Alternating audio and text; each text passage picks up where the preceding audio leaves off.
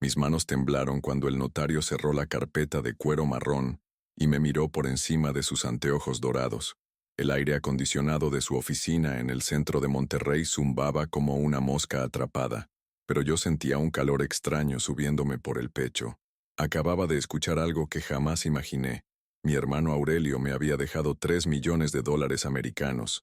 Don Esteban, me dijo el licenciado Hernández con esa voz grave que usan los abogados cuando entregan noticias importantes. Su hermano fue muy específico en el testamento. Toda la herencia es para usted, la casa de Polanco, las inversiones, los ahorros, todo. Salí de esa oficina sintiendo como si caminara sobre nubes. Las calles de Monterrey parecían diferentes, más brillantes, más amplias. Los vendedores ambulantes me sonreían, los niños corrían alegres por las aceras, y hasta el olor a tacos de carnitas del puesto de la esquina me pareció más sabroso. Pero no era por el dinero, no señor, era porque por primera vez en mucho tiempo tenía algo importante que compartir con mi hija Claudia. Claudia tenía 32 años y era mi único tesoro en este mundo. Después de que su madre, mi querida Esperanza, murió de cáncer hace 5 años, ella se había vuelto mi único motivo para levantarme cada mañana.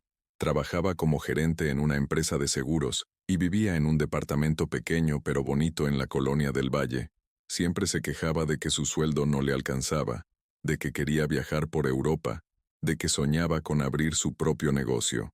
Ahora todo va a cambiar, pensé mientras manejaba mi viejo Tsuru hacia su departamento. Por fin voy a poder darle todo lo que se merece. Claudia vivía en el segundo piso de un edificio color rosa mexicano con jardineras llenas de bugambilias moradas. Subí las escaleras de concreto despacio, porque mis rodillas ya no son las de antes, pero con una emoción que no sentía desde que ella se graduó de la universidad. Toqué el timbre 3 veces seguidas, como siempre hacía para que supiera que era yo. «¡Papá!», me gritó desde adentro. «Ya voy». La puerta se abrió, y ahí estaba ella, mi Claudia hermosa, con su cabello castaño recogido en una cola de caballo, y esa blusa azul que tanto le gustaba. Pero algo en su mirada me extrañó. Tenía los ojos hinchados, como si hubiera estado llorando. «¿Estás bien, mija?», le pregunté mientras la abrazaba. «Sí, papá, solo cansada del trabajo», me respondió, pero su voz sonaba rara, distante. Entramos a su sala, que olía a velas de vainilla y tenía esas plantas que tanto le gustaba cuidar. Me senté en su sillón favorito, el de tela gris con cojines amarillos, y ella se acomodó en el sillón de enfrente. Era el mismo lugar donde siempre platicábamos de todo, de su trabajo, de sus novios, de sus planes para el futuro. «Claudia, tengo una noticia increíble», le dije, inclinándome hacia adelante con una sonrisa que no podía controlar. «Acabo de salir del notario. Tu tío Aurelio me dejó una herencia muy grande, muy grande. $3 millones, mija». Esperaba verla saltar de emoción, gritar de alegría, abrazarme fuerte como cuando era niña, pero ella se quedó muy quieta, mirándome con esos ojos cafés que tanto se parecían a los de su madre. Después se recargó en el respaldo del sillón y suspiró hondo. «¿En serio, papá? ¿En serio?», le grité, levantándome del sillón. «Somos ricos, Claudia. Bueno, no ricos como los de las telenovelas, pero sí tenemos mucho dinero. Ahora vas a poder viajar a Europa como siempre has soñado. Vas a poder poner tu negocio. Vas a poder comprar una casa más grande», me interrumpió levantando la mano, como cuando era maestra y quería que sus alumnos se callaran. «Papá, siéntate por favor». Algo en su tono me puso nervioso. Me senté despacio, sintiendo que el ambiente del cuarto había cambiado. Los pájaros que cantaban en la ventana se callaron de repente, y hasta el ruido de los coches de la calle pareció hacerse más lejano. «Papá», me dijo, y su voz sonaba muy seria, muy fría. «Necesito decirte algo que llevo guardando mucho tiempo». Se paró del sillón y caminó hacia la ventana, dándome la espalda. Sus hombros se veían tensos bajo la blusa azul, y sus manos estaban cerradas en puños. «Claudia, ¿qué pasa? ¿Me estás asustando?». Se volteó hacia mí, y vi algo en sus ojos que jamás había visto antes. Era como si me estuviera viendo a un extraño, no a su padre que la había cuidado toda la vida. «Papá, ya no quiero que seas parte de mi vida». Las palabras me pegaron como una cachetada. Sentí que el aire se me iba de los pulmones y que el corazón se me paraba por un segundo. ¿Qué estás diciendo?» «Lo que oíste», me respondió cruzándose de brazos. Estoy cansada de fingir. Estoy cansada de pretender que me da gusto verte, de aguantar tus llamadas todos los días, de tener que venir a verte cada domingo como si fuera una obligación. Me paré del sillón con las piernas temblorosas. No podía creer lo que estaba escuchando. Claudia, no entiendo. ¿Hice algo malo? ¿Te lastimé de alguna manera? No se trata de lo que hiciste, papá. Se trata de lo que no hiciste. Nunca me entendiste. Nunca me apoyaste en lo que realmente quería hacer. Siempre fuiste un hombre simple, conformista, sin ambiciones, y yo no quiero vivir así. Sus palabras me cortaban como navajas. Cada una se me clavaba en el pecho y me hacía más difícil respirar. Pero, mija, yo siempre te quise. Trabajé doble turno en la fábrica para pagarte la universidad. Me desvelé cuidándote cuando te enfermabas. Te llevé a todos lados en mi bicicleta cuando no teníamos carro. Lo sé, papá, y te agradezco todo eso. Pero eso no significa que quiera tenerte cerca el resto de mi vida. Se acercó a la mesa donde tenía su bolsa y sacó un sobre blanco. Me lo extendió con la mano firme, sin temblar. ¿Qué es esto? Es la dirección de mi nuevo departamento. Me mudo la próxima semana a la colonia San Pedro. Es un lugar más caro, más alejado. No quiero que me busques ahí. Tomé el sobre con las manos temblorosas. Sentía como si estuviera viviendo una pesadilla, como si en cualquier momento fuera a despertar en mi cama y descubrir que todo había sido un sueño terrible.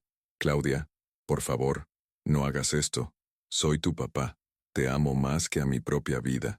Ella se acercó a mí, y por un momento pensé que iba a abrazarme, que iba a decirme que todo había sido una broma cruel, pero me puso las manos en los hombros y me miró fijo a los ojos. Papá, esa herencia que acabas de recibir es perfecta para mí. Va a servirme para construir la vida que siempre quise tener. Una vida sin límites, sin ataduras, sin tener que reportarle a nadie mis decisiones. Una vida sin ti. Sentí que el mundo se me caía encima. Era como si alguien me hubiera metido la mano al pecho y me hubiera arrancado el corazón de un jalón. ¿Me estás diciendo que solo te interesa el dinero? Te estoy diciendo que es la oportunidad perfecta para que cada uno haga su vida por separado. Tú ya eres un hombre grande, papá. Es hora de que aprendas a vivir solo. Caminé hacia la puerta sin decir nada más. No podía hablar porque sentía que si abría la boca, me iba a poner a llorar como un niño. En el umbral me di la vuelta para verla una vez más, esperando encontrar, aunque fuera un poco de tristeza en su cara, un indicio de que se estaba arrepintiendo.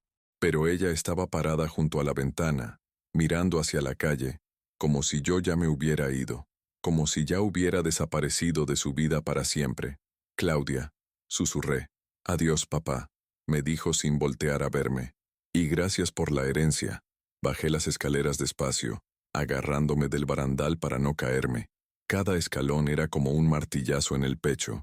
Cuando llegué a Mitsuru, me quedé un rato parado junto a la puerta, viendo hacia arriba, hacia la ventana de su departamento. La vi asomarse por un segundo, pero cuando nuestras miradas se cruzaron, corrió la cortina. Manejé hasta mi casa sin saber cómo. Las calles de Monterrey ahora me parecían grises, hostiles, llenas de gente que tenía prisa por llegar a algún lado donde los querían. Cuando llegué a mi colonia, a mi casita de una planta con el patio lleno de macetas que había compartido con Esperanza por 30 años, me senté en la sala oscura y por primera vez en mucho tiempo, me puse a llorar. Lloré por mi hija que ya no me quería. Lloré por todos esos años en que pensé que teníamos una relación hermosa. Lloré porque el dinero que creí que nos iba a hacer felices se había convertido en la excusa perfecta para que ella me abandonara. Pero sobre todo lloré porque me di cuenta de que tal vez nunca la había conocido realmente. Tal vez la Claudia amorosa que yo recordaba nunca había existido, y lo que acababa de ver en su departamento era quien realmente era, una mujer fría que solo había estado esperando la oportunidad perfecta para deshacerse de su padre. El reloj de la sala marcaba las 9 de la noche cuando dejé de llorar. Me quedé ahí sentado en la oscuridad, escuchando el ruido de los coches que pasaban por mi calle, preguntándome qué iba a hacer con los $3 millones que ya no me daban ninguna alegría. Durante 3 días no salí de mi casa. Me quedé en pijama, sin bañarme, comiendo solo tortillas con frijoles que calentaba en el comal. El teléfono sonó varias veces, pero no contesté. Sabía que eran mis compadres de la fábrica preguntando por qué no había ido a trabajar. Pero no tenía ganas de explicarles nada a nadie. El cuarto día, alguien tocó la puerta con insistencia. Toc, toc, toc, pausa, toc, toc, toc. Era un toque que conocía bien. Esteban, ábreme, cabrón, gritó desde afuera mi compadre Rodolfo. Sé que estás ahí. Rodolfo Vázquez había sido mi mejor amigo desde que teníamos 15 años. Trabajábamos juntos en la fábrica de autopartes. Nos habíamos casado el mismo año, y nuestros hijos habían crecido como primos. Era el único hombre en el mundo que podía llamarme cabrón y hacerme reír en lugar de enojarme. Abrí la puerta despacio. Rodolfo tenía 63 años. Era más chaparro que yo, con bigote gris y una panza que su esposa Consuelo siempre le regañaba. Me vio de arriba abajo con esos ojos negros que no se perdían nada. Pinche Esteban, pareces fantasma. ¿Qué chingados te pasó? Nada, compadre. Solo estoy un poco enfermo. Mentiras, me gritó, empujándome hacia adentro. Consuelo me mandó a verte porque dice que Claudia llamó preguntando si sabíamos algo de ti. Eso me sorprendió. Después de lo que había pasado en su departamento, no pensé que Claudia se fuera a preocupar por mí. ¿En serio? En serio. Dice que le marcó 3 veces y que no le contestaste. Que está preocupada porque no eres de los que desaparecen así nomás. Nos sentamos en la mesa de la cocina, donde Esperanza solía servirnos café con pan dulce cuando Rodolfo venía de visita. Él se sirvió un vaso de agua del garrafón y me miró con esa cara seria que ponía cuando algo le preocupaba. A ver, cuéntame qué pedo. Y no me salgas con que nada, porque te conozco desde que andábamos cazando lagartijas.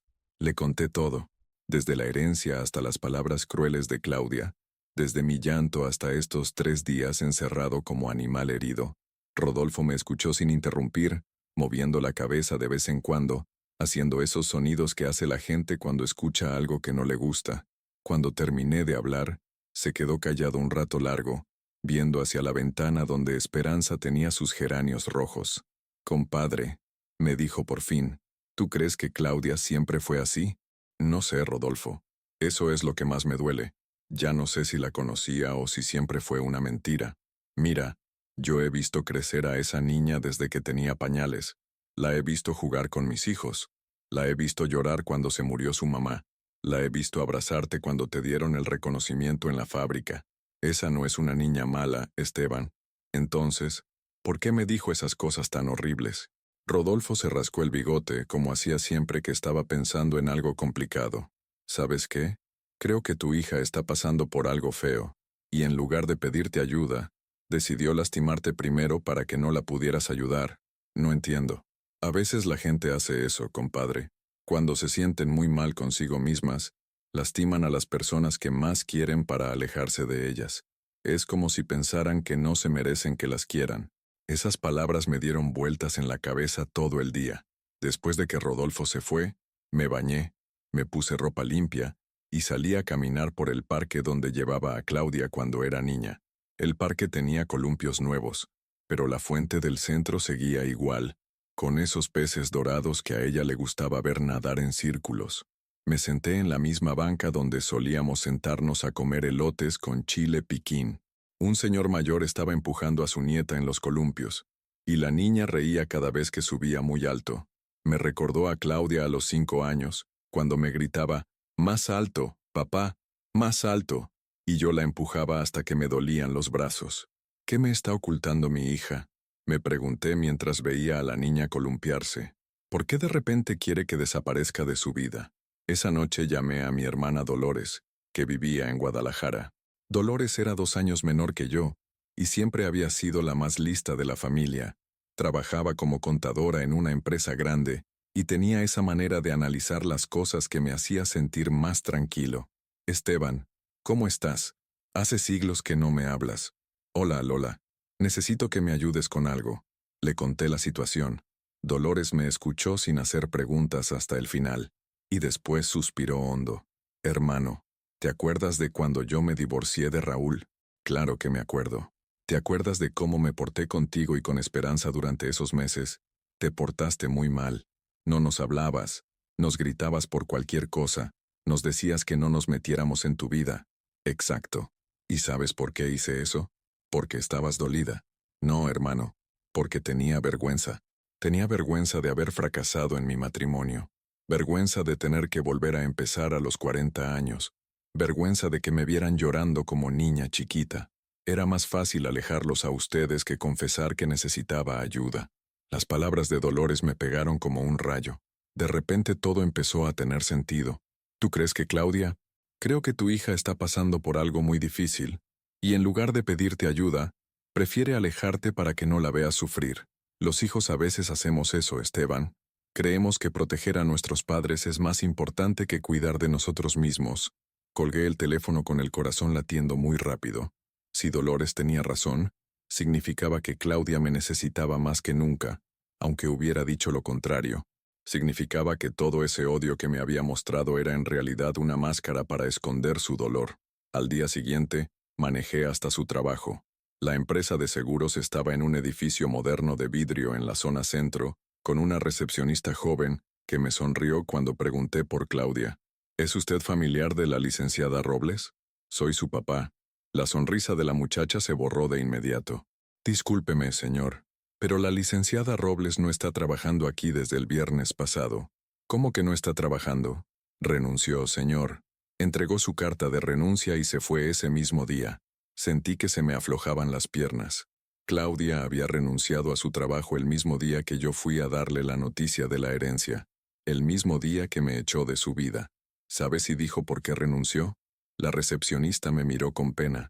No sé si debo decirle esto, señor, pero la licenciada Robles tenía problemas aquí. Su jefe la había reportado varias veces por faltar, por llegar tarde, por discutir con los clientes. Creo que le iban a dar de baja de todas maneras. Salí de esa oficina con la cabeza dándome vueltas.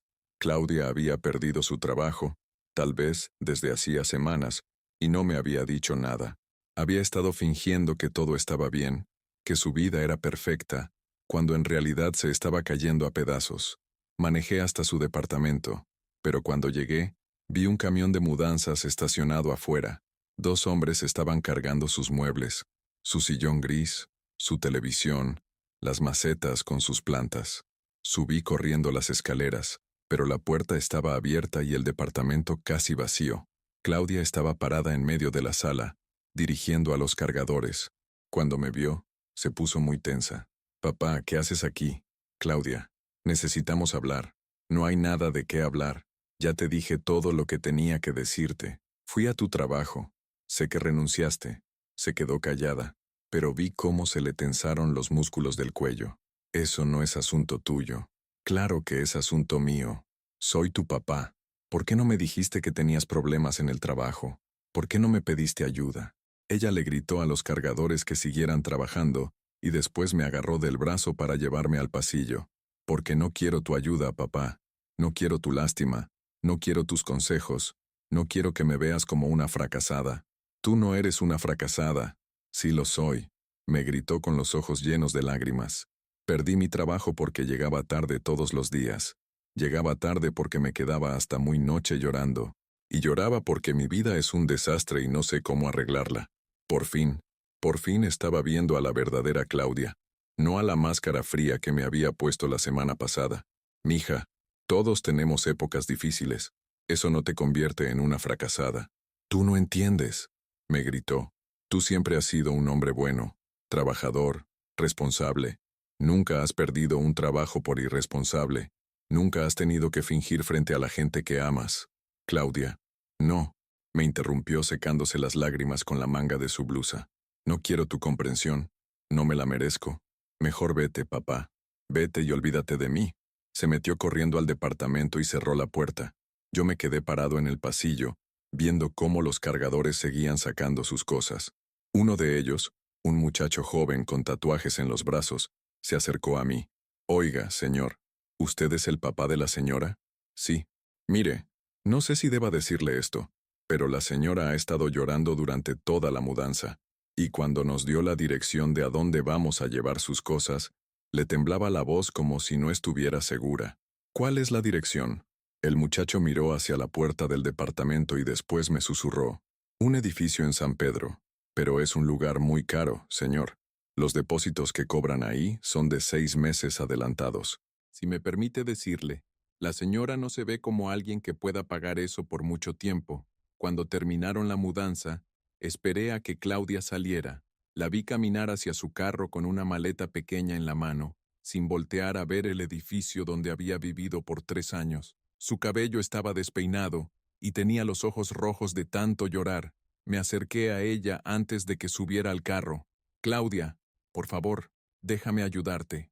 Ella me miró con una mezcla de dolor y coraje que me partió el corazón. La única manera en que me puedes ayudar, papá, es dándome esa herencia y dejándome en paz. ¿Para qué quieres el dinero, mija? Para largarme de México, para empezar de nuevo en un lugar donde nadie me conozca, donde nadie sepa que soy una fracasada. Subió a su carro y se fue sin decir adiós. Yo me quedé parado en esa calle de la Colonia del Valle, viendo cómo las luces rojas de su carro desaparecían entre el tráfico de la tarde. Esa noche llamé al licenciado Hernández. Don Esteban, ¿en qué le puedo ayudar? Quiero hacer una transferencia de dinero a mi hija, la mitad de la herencia. ¿Está seguro? Miré la fotografía de Claudia que tenía en mi mesa de noche.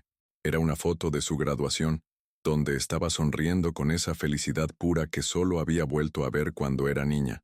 Sí, licenciado, estoy seguro. Pero cuando colgué el teléfono, no me sentí tranquilo. Me sentí vacío, como si hubiera perdido algo muy valioso. No el dinero, sino la esperanza de que mi hija algún día quisiera volver a tenerme en su vida. 2 semanas después de transferirle el $1,500,000 a Claudia, recibí una llamada que me heló la sangre. Era un martes por la tarde. Estaba regando las plantas de Esperanza en el patio cuando sonó el teléfono de la casa. ¿Don Esteban Robles? Sí, soy yo. Habla el licenciado García, del despacho jurídico Mendoza y Asociados. Tengo entendido que usted es el padre de la señora Claudia Robles. El tono formal del abogado me puso nervioso inmediatamente. Sí, soy su papá. ¿Pasó algo? Don Esteban, su hija me contrató para tramitar algunos documentos legales, pero desde hace una semana no he podido localizarla. Tengo papeles importantes que debe firmar, y el teléfono que me dio ya no existe. ¿Qué tipo de documentos? Documentos para emigrar a Estados Unidos. Visa de inversionista, específicamente. Su hija quería invertir en un negocio en Austin, Texas. Sentí que las piernas se me aflojaban. Me senté en la silla de plástico que tenía junto a las macetas. ¿Mi hija se quiere ir a Estados Unidos? Bueno, don Esteban, por eso le hablo. El proceso ya estaba muy avanzado, pero de repente, la señora Robles dejó de contestar mis llamadas. Incluso, fui a la dirección que me dio en San Pedro, pero el portero me dijo que nunca llegó a mudarse ahí. ¿Cómo que nunca llegó? Aparentemente pagó el depósito del departamento, pero nunca se presentó a recoger las llaves. El administrador del edificio está preocupado porque tampoco contesta sus llamadas. Colgué el teléfono con las manos temblorosas. Mi hija había desaparecido. Tenía $1,500,000 y había desaparecido sin dejar rastro. Pasé el resto de la tarde llamando a todos los lugares donde pensé que podía estar. A sus pocas amigas, a sus primos, incluso a algunos de sus compañeros de trabajo anteriores. Nadie sabía nada de ella. Era como si se hubiera evaporado. Esa noche no pude dormir. Caminé por toda la casa, desde la sala hasta la cocina, preguntándome dónde podía estar mi hija y por qué no me había dicho nada sobre irse del país. A las 3 de la mañana estaba sentado en la cama que había compartido con Esperanza, viendo una fotografía de Claudia cuando tenía 15 años.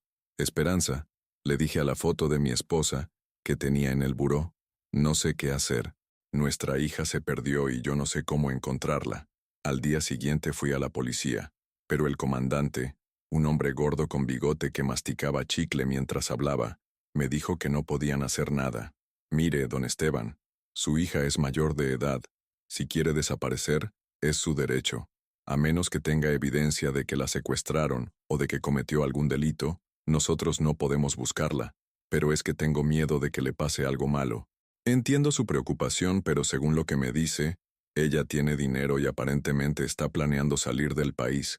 Eso no suena como alguien en peligro. Salí de la comandancia sin esperanza. Si la policía no me iba a ayudar, tendría que encontrar a Claudia por mi cuenta. Durante los siguientes días me convertí en detective. Fui a todos los bancos de la ciudad preguntando si una mujer llamada Claudia Robles había hecho transacciones grandes. Visité agencias de viajes, hoteles, incluso fui al aeropuerto a preguntar si alguien con su nombre había comprado boletos. El viernes por la tarde, cuando ya estaba perdiendo las esperanzas, recibí una llamada de Rodolfo. Compadre, ¿puedes venir a mi casa? Tengo información sobre Claudia. Llegué a casa de Rodolfo en tiempo récord. Él y Consuelo me estaban esperando en su sala, con caras muy serias. Siéntate, Esteban, me dijo Consuelo, una mujer pequeña con el cabello completamente gris que siempre me había tratado como a un hermano. Lo que te vamos a decir no te va a gustar. ¿Qué pasó? ¿Está bien, Claudia? Rodolfo se aclaró la garganta. Mi sobrino Javier trabaja en una casa de cambio en el centro. Hoy me llamó porque reconoció a Claudia. Dice que llegó ayer a cambiar una cantidad muy grande de dólares a pesos. ¿Cuánto cambió? Todo, compadre. Cambió los 1,5 millones completos. No entendía nada. ¿Por qué Claudia iba a cambiar los dólares a pesos si quería irse del país? ¿Y qué más dijo tu sobrino? Consuelo y Rodolfo se miraron entre ellos, como cuando dos personas saben algo pero no quieren ser las que lo digan. Dilo, Consuelo, le dijo Rodolfo. Esteban, me dijo ella, tomándome la mano. Javier dice que Claudia se veía muy mal, muy delgada, muy pálida, como enferma, y que no estaba sola. ¿Con quién andaba? Con un hombre mayor, como de 50 años, bien vestido pero con cara de malo.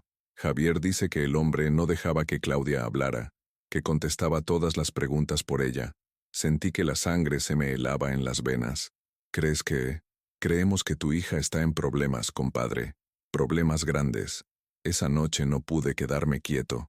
Tenía una sensación horrible en el estómago, como cuando era niño y sabía que algo malo iba a pasar. Me vestí y salí a caminar por las calles de mi colonia, tratando de pensar con claridad qué tipo de problemas podía tener Claudia que la obligaran a andar con un desconocido. ¿Debía dinero a alguien peligroso? ¿Había hecho algo ilegal? Mientras caminaba por la calle donde había crecido, pasé frente a la casa de doña Remedios, una señora de 80 años que conocía a toda la gente del barrio desde hacía 50 años. Sus ventanas tenían luz, así que me atreví a tocar. Esteban, ¿qué haces aquí tan tarde, mijo? Disculpe que la moleste tan tarde, doña Remedios, pero necesito preguntarle algo. Me hizo pasar a su cocina, que olía a canela y café de olla. Era una cocina antigua, con trastes de peltre y un fogón de gas que había visto mejores días. ¿Quieres café? No, gracias. Doña Remedios, ¿usted ha visto a Claudia últimamente? La señora se sirvió un café y se sentó frente a mí en la mesa de madera que había pertenecido a su madre. Ay, mi hijo, qué bueno que preguntas. Sí la vi, hace como 2 semanas. Estaba aquí en la esquina platicando con unos muchachos que no me gustaron nada. ¿Qué tipo de muchachos? De esos que andan en carros caros pero se ven medio malandros, ¿me entiendes? Ella se subió al carro con ellos y se fueron. ¿A qué hora fue eso? Como a las 10 de la noche. Me quedé preocupada porque Claudia nunca había andado con gente así. Esa información me confirmó lo que ya sospechaba. Mi hija estaba involucrada con gente peligrosa, pero no entendía cómo había llegado hasta ahí. El sábado por la mañana decidí hacer una cosa que jamás había hecho en mi vida: contratar a un investigador privado. Encontré la oficina de un licenciado llamado Morales en el centro de Monterrey, en un edificio viejo que olía a desinfectante y tenía las paredes llenas de humedad. El licenciado Morales era un hombre flaco, como de 40 años, con anteojos gruesos y una manera de hablar muy directa. Don Esteban, le voy a ser honesto. Localizar a una persona que no quiere ser encontrada es difícil y caro, pero si su hija realmente está en peligro, tenemos que actuar rápido. ¿Cuánto cobra? 5,000 pesos al día, más gastos, y necesito que me dé toda la información que tenga sobre ella. Le conté todo: la herencia, la pelea, la desaparición, la información del sobrino de Rodolfo, lo que había visto doña Remedios. El licenciado tomaba notas en una libreta pequeña y de vez en cuando hacía preguntas específicas. ¿Su hija tenía problemas con drogas? No que yo sepa. ¿Problemas de juego? Tampoco. ¿Algún novio que le diera problemas? No ha tenido novio formal desde hace 2 años. El licenciado cerró su libreta y me miró por encima de los anteojos. Don Esteban, por lo que me cuenta, suena como si su hija hubiera pedido dinero prestado a alguien muy peligroso, gente que presta dinero a intereses muy altos y que usa métodos violentos para cobrarlo. ¿Agiotistas? Exacto. Y si es así, el dinero que usted le dio probablemente ya no está en sus manos. Salí de esa oficina sintiendo como si me hubieran dado un puñetazo en el estómago. Mi hija, mi Claudia hermosa, estaba en manos de criminales. Y todo había empezado por un dinero que yo creí que la iba a hacer feliz. 3 días después, el licenciado Morales me llamó. Don Esteban, tengo noticias. Las encontré. ¿Está bien? Está viva, pero su situación es complicada. ¿Puede venir a mi oficina? Cuando llegué a su oficina, el licenciado tenía varias fotografías sobre su escritorio. Eran fotos tomadas desde lejos, con un lente muy potente. Su hija está en un hotel de mala muerte en la colonia Independencia. Ese hotel es conocido porque ahí se esconde gente que tiene problemas con la ley. En las fotos pude ver a Claudia entrando y saliendo del hotel. Se veía muy delgada, casi flaca, y su cabello estaba descuidado. No se parecía nada a la mujer elegante que había conocido toda mi vida. ¿Con quién anda? Con 2 hombres. Uno es Aurelio Santamaría, conocido en el ambiente como El Flaco. Es prestamista y tiene antecedentes por extorsión. El otro es su socio, Roberto Esquivel. ¿Qué quieren de mi hija? El licenciado me mostró otras fotos donde se veía a Claudia hablando por teléfono, siempre con uno de los hombres al lado. Por lo que hemos podido investigar, su hija les debía dinero desde antes de que usted le diera la herencia, pero cuando ella les pagó, ellos le dijeron que ahora les debía más dinero porque había tardado en pagar.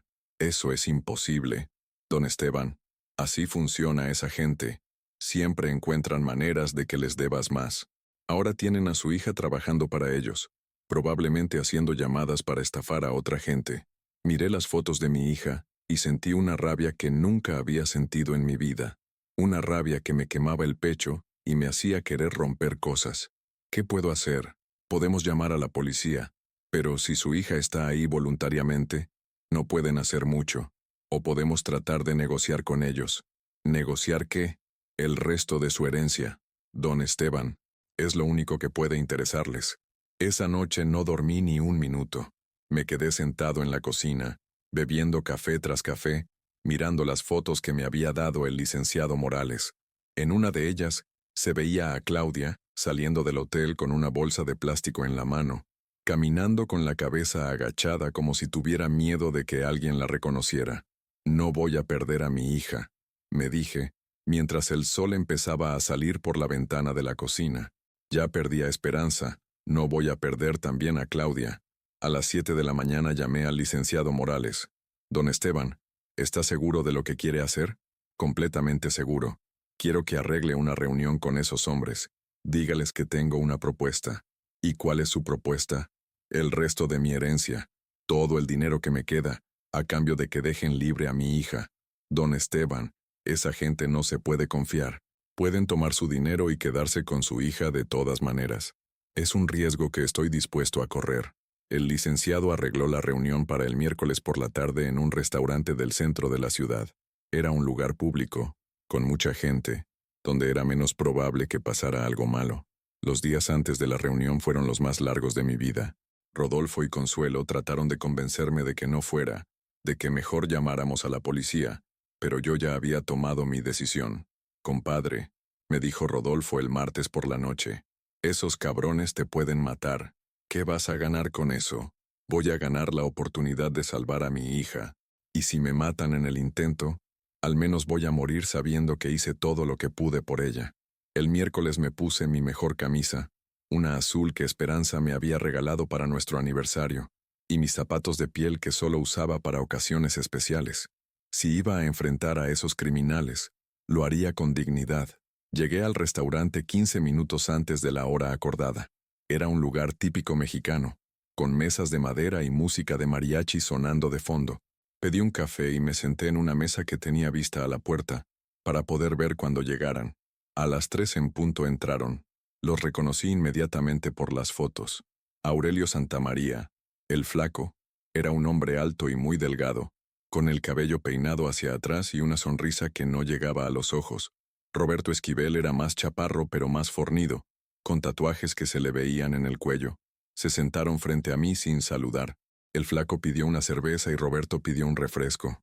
«Usted debe ser don Esteban», me dijo el flaco con una voz suave que contrastaba con su apariencia peligrosa. «Sí, Soy yo. ¿Dónde está mi hija? ¿Su hija está bien? Don Esteban. Está trabajando para nosotros, pagando una deuda que tenía pendiente. ¿Qué deuda? Ella ya les pagó con el dinero que le di. Roberto se rió entre dientes. Ay, don Esteban, usted no entiende cómo funciona esto. Su hija nos debía 300,000 pesos desde hace 6 meses.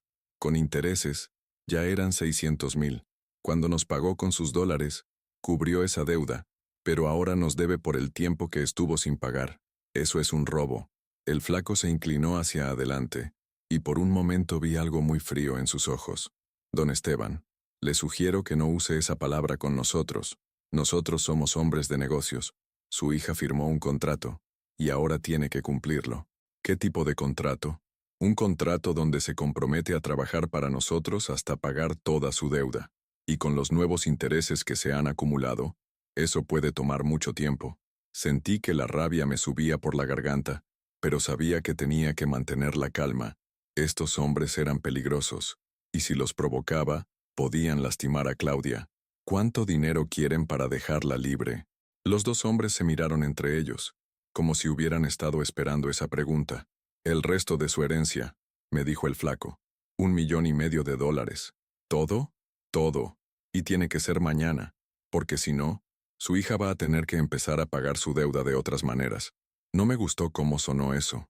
Sabía que estaban hablando de cosas que no quería ni imaginar. ¿Cómo sé que van a cumplir su palabra? Roberto sacó su teléfono celular y marcó un número. Después me pasó el teléfono. Papá. Era la voz de Claudia, pero sonaba muy débil, muy asustada. Claudia, ¿estás bien, mija? Papá, no hagas lo que te pidan. Por favor, no hagas.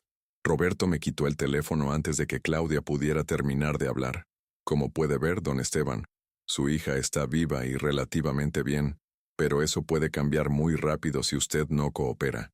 Está bien, les dije, aunque sentía que se me partía el corazón. Acepto, pero quiero ver a mi hija cuando les entregue el dinero. Por supuesto, mañana a las 5 de la tarde, en el estacionamiento del centro comercial Plaza Fiesta. Usted trae el dinero, nosotros traemos a su hija. Se levantaron para irse, pero el flaco se detuvo junto a mi silla. Don Esteban, espero que no se le ocurra hacer alguna tontería como llamar a la policía. Si eso pasa, su hija va a desaparecer para siempre, y créame que nunca la va a volver a encontrar. Cuando se fueron, me quedé sentado en esa mesa por más de 1 hora, viendo cómo la gente entraba y salía del restaurante, viviendo sus vidas normales mientras la mía se caía a pedazos. Esa noche llamé al licenciado Hernández para arreglar la transferencia del resto de mi herencia. Cuando le expliqué para qué era el dinero, trató de convencerme de que no lo hiciera. Don Esteban, esa gente no va a cumplir su palabra. Van a tomar su dinero y van a seguir chantajeándolo por más. Tal vez tenga razón, licenciado, pero es mi hija, no puedo abandonarla. ¿Y si llamamos al FBI? Este tipo de casos son de su jurisdicción. No hay tiempo, y no quiero arriesgar la vida de Claudia. El jueves por la mañana fui al banco y saqué todo el dinero en efectivo.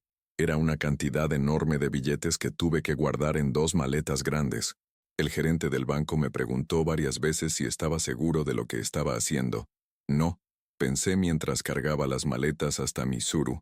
No estoy seguro de nada, pero es lo único que puedo hacer. A las 4:30 de la tarde llegué al estacionamiento de Plaza Fiesta. Era un lugar muy concurrido, lleno de familias haciendo compras y jóvenes paseando. Estacioné mi carro cerca de la entrada principal y esperé, con las 2 maletas en el asiento de atrás. A las 5 en punto llegó una camioneta negra con los vidrios polarizados. Se estacionó a 3 lugares de distancia de mi carro. El flaco bajó del lado del conductor y caminó hacia mi carro. Don Esteban, ¿trajo el dinero? Sí, está aquí. ¿Dónde está mi hija? En la camioneta. Primero quiero ver el dinero. Abrí la puerta trasera de mi carro y le mostré una de las maletas. Los ojos de el flaco se iluminaron cuando vio todos esos billetes. Muy bien. Ahora venga conmigo a la camioneta. Caminamos hacia la camioneta negra. Cuando el flaco abrió la puerta trasera, vi a Claudia sentada entre Roberto y otro hombre que no conocía.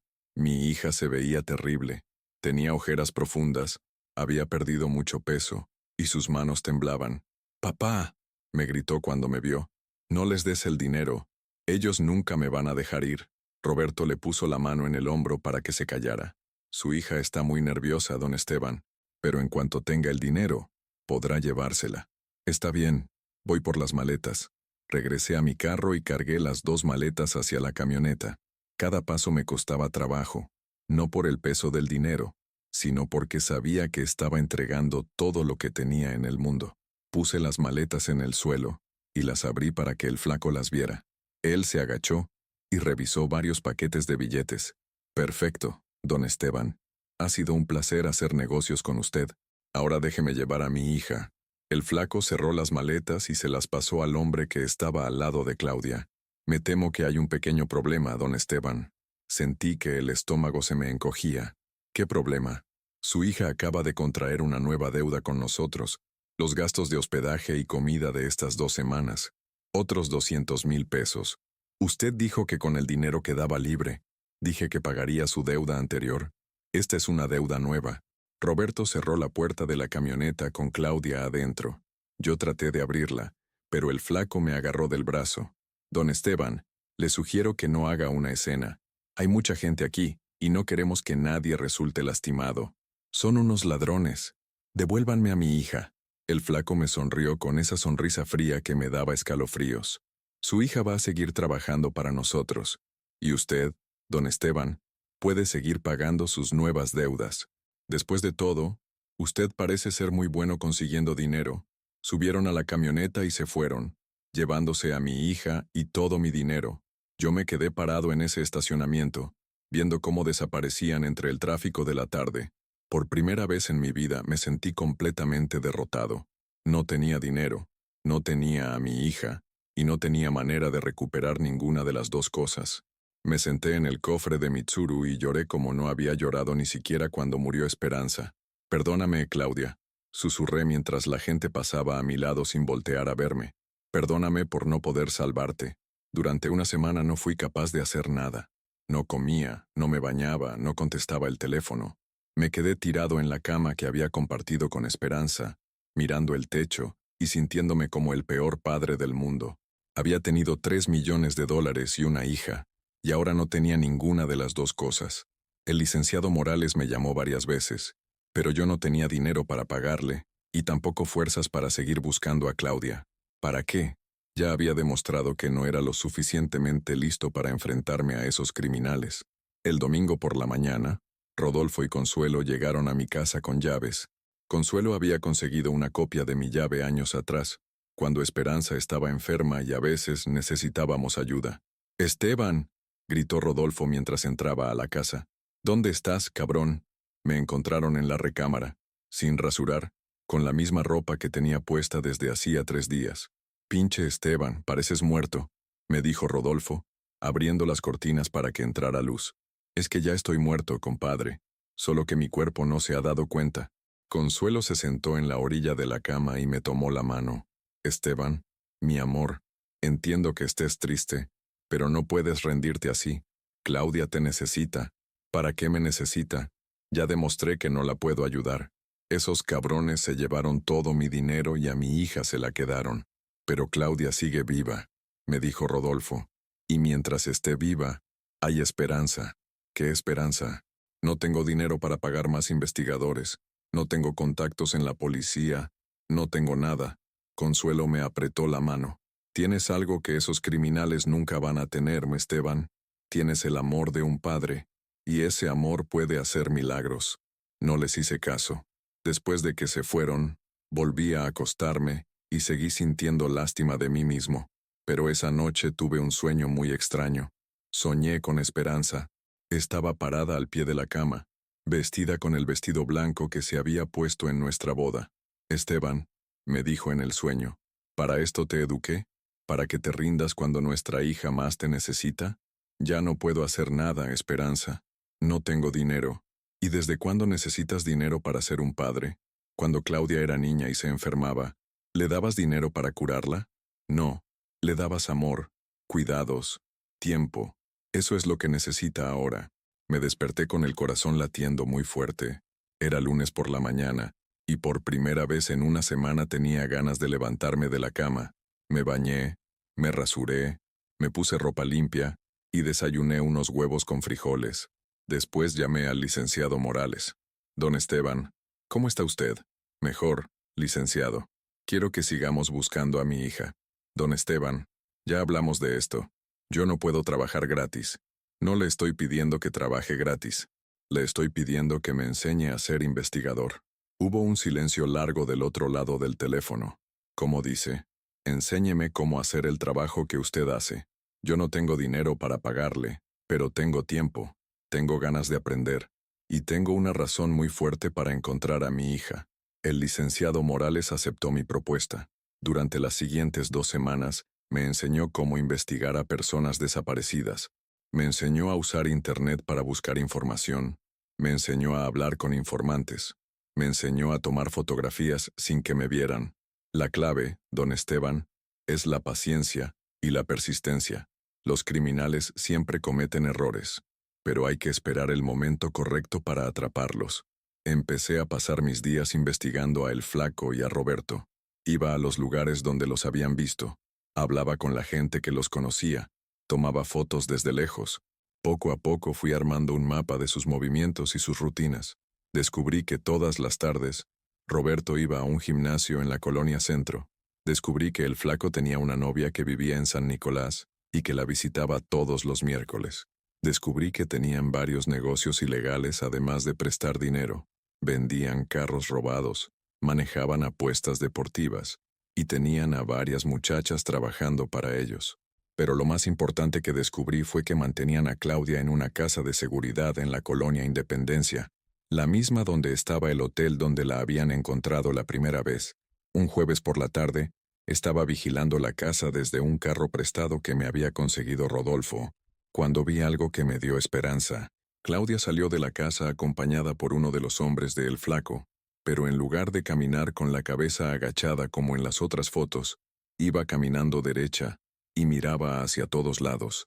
Parecía que estaba buscando una oportunidad para escapar. Esa noche llamé al licenciado Morales y le conté lo que había visto. Don Esteban, si su hija está buscando una oportunidad para escapar, tenemos que ayudarle a crearla. ¿Cómo? Necesitamos una distracción, algo que mantenga ocupados a todos los hombres de El Flaco al mismo tiempo. Pensamos en varias opciones, pero todas eran muy peligrosas o muy complicadas, hasta que se me ocurrió algo que era muy simple pero que podía funcionar. Licenciado, ¿qué pasaría si alguien llamara a la policía y les dijera que en esa casa están vendiendo drogas? Harían una redada. Pero don Esteban, si encuentran a su hija ahí, ella también podría meterse en problemas. Es un riesgo que tengo que correr. El viernes por la mañana, desde un teléfono público, hice una llamada anónima a la policía. Les dije que en la casa de la Colonia Independencia estaban vendiendo drogas a menores de edad. Les di la dirección exacta y les dije que tenían que actuar rápido porque iban a cambiar de ubicación. A las 2 de la tarde, desde mi puesto de vigilancia, vi llegar 4 patrullas a la casa. Los policías rodearon el lugar y entraron por la fuerza. Hubo mucha confusión, gritos, gente corriendo en todas las direcciones. Y entonces la vi. Claudia salió corriendo por la puerta trasera de la casa. Estaba sola, sin ningún guardián, corriendo hacia la calle principal. Arranqué el carro de Rodolfo y manejé hacia donde había visto correr a Claudia. La encontré 2 cuadras después, escondida detrás de un puesto de tacos, temblando de miedo. «¡Claudia!», le grité desde el carro. «Soy yo, soy tu papá». Ella me vio y por un momento no me reconoció. Había perdido tanto peso que parecía una persona diferente, pero cuando se dio cuenta de que era yo, corrió hacia el carro llorando. «¡Papá! ¡Papá!», me gritaba mientras se subía al carro. Sabía que ibas a venir por mí. Sabía que no me ibas a abandonar. Manejé hacia mi casa lo más rápido que pude, revisando constantemente los espejos para asegurarme de que nadie nos siguiera. Claudia iba sentada a mi lado, agarrándome el brazo como si tuviera miedo de que fuera a desaparecer. Cuando llegamos a la casa, la ayudé a entrar y la senté en la sala. Se veía terrible. Tenía moretones en los brazos. Había perdido por lo menos 10 kilos. Y sus ojos tenían esa expresión vacía de alguien que ha visto cosas muy malas. «Mija, ¿estás herida?»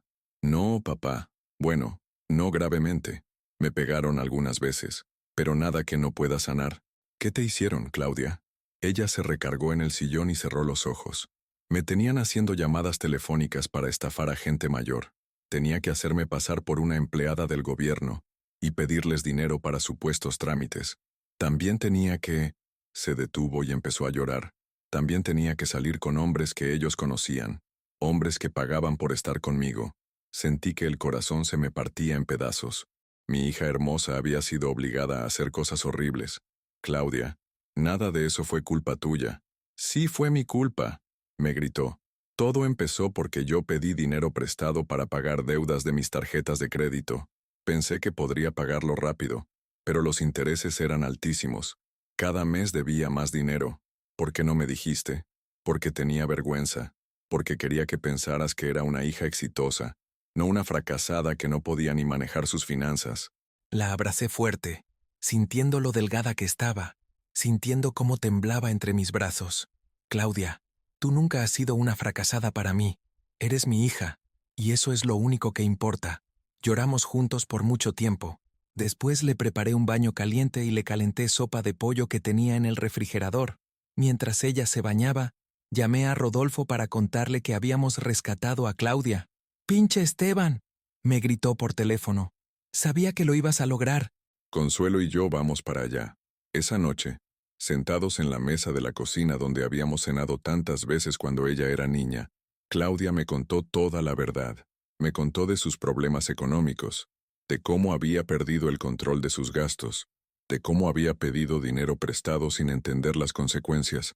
Papá, cuando me diste la herencia, pensé que era la oportunidad perfecta para desaparecer, para pagar mis deudas y empezar de nuevo en otro país donde nadie supiera que había sido una fracasada. ¿Por eso me dijiste esas cosas tan horribles? Porque pensaba que si me odiabas, iba a ser más fácil irme. Pero cuando fui a pagar la deuda, esos hombres me dijeron que el dinero no era suficiente, que ahora les debía más. Y desde entonces, ha sido una pesadilla. Claudia, yo nunca te podría odiar.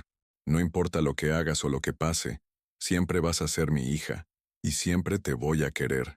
Ella se levantó de su silla y me abrazó como no me había abrazado desde que era una niña pequeña. Papá, perdóname. Perdóname por lastimarte, por mentirte, por hacerte gastar todo tu dinero en tratar de salvarme. Ya no hay nada que perdonar, mija. Lo único que importa es que estás aquí y que estás a salvo. Los siguientes días fueron difíciles. Claudia tenía pesadillas. Se despertaba gritando en las noches. Tenía miedo de salir a la calle, miedo de que el flaco y Roberto la encontraran, pero poco a poco, con mucho amor y paciencia, empezó a recuperarse. Rodolfo me ayudó a conseguir trabajo de vigilante nocturno en una fábrica. No pagaba mucho, pero era suficiente para pagar la comida y los gastos básicos. Claudia empezó a ir a terapia con una psicóloga que nos recomendó el centro de salud, una mujer muy amable que la ayudaba a procesar todo lo que había vivido. 3 meses después del rescate, Claudia consiguió trabajo como recepcionista en una clínica dental. Era un trabajo sencillo, pero le daba la confianza de empezar a reconstruir su vida. Una tarde de domingo estábamos sentados en el patio de la casa, ella cuidando las plantas de Esperanza y yo leyendo el periódico, cuando me dijo algo que nunca voy a olvidar. Papá, ¿sabes qué es lo más triste de toda esta historia? Que, mija, que tuviste que perder $3 millones para darte cuenta de que el verdadero tesoro siempre fui yo, y que yo tuve que pasar por el infierno para darme cuenta de que el hombre más valioso de mi vida siempre fuiste tú. Dejé el periódico a un lado y la miré. Ya había recuperado peso, su cabello había vuelto a brillar como antes, y en sus ojos ya no había esa tristeza profunda que había cargado durante tantos meses. ¿Sabes qué, Claudia? No cambiaría nada de lo que pasó. ¿En serio? En serio. Porque ahora sé que no hay cantidad de dinero en el mundo que valga más que tenerte a mi lado. Y sé que tú también lo sabes. Se levantó de su silla y vino a sentarse en el brazo de mi sillón, como hacía cuando era niña, y quería contarme algo importante. Papá, yo quiero que sepas algo. Durante todos esos días terribles que pasé con esos hombres, lo único que me mantuvo fuerte fue saber que tenía un papá que me amaba. Un papá que nunca se iba a rendir, que iba a hacer todo lo posible por salvarme. Y tenías razón. Sí, tenía razón. Y ahora quiero pasar el resto de mi vida demostrándote que merezco ese amor. Hoy, 2 años después, Claudia y yo tenemos una relación más fuerte que nunca.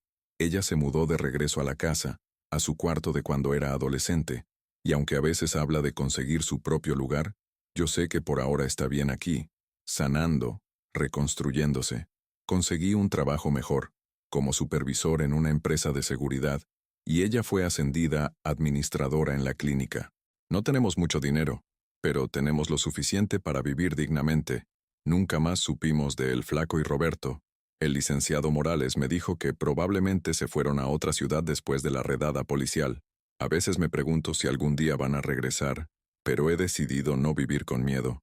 Los domingos Claudia y yo vamos juntos al panteón a visitar la tumba de Esperanza. Le contamos cómo van nuestras vidas. Le damos las gracias por habernos enseñado a amarnos.